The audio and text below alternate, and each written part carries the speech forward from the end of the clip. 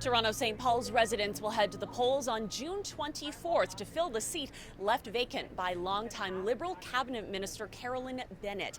And political analysts expect the results of this by-election to be a bellwether of the Liberals' fortune in the next general election.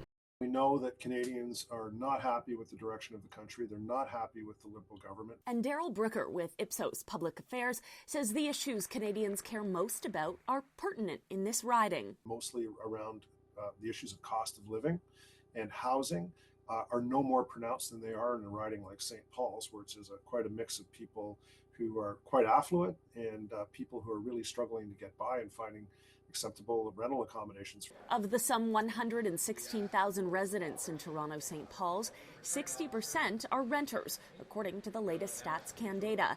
And there's another factor at play. Almost 10% of voters in this riding have a Jewish background.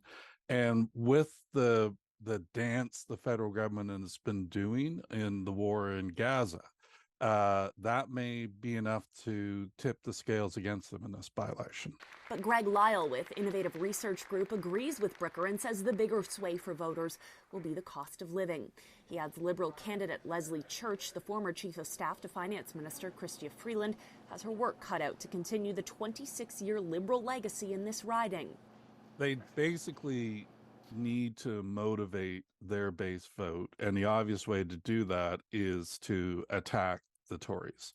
So to get people to perceive the Tories as scary, as dangerous. They'll be pulling in volunteers from all across Toronto to support them in this. They'll have started probably with a much better list than the Conservatives have, and that all bodes well for them. But if I was betting, I would bet Conservative today.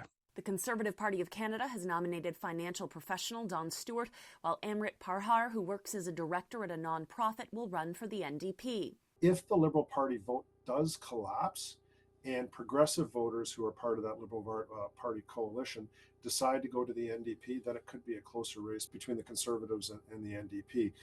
But I think really the surprise of the night might be that we end up with a three-party race that's closer than we've seen historically. Advanced voting in the riding will take place from Friday, June the 14th through to Monday, June the 17th. At St. Clair and Christie, Michelle Mackey, City News.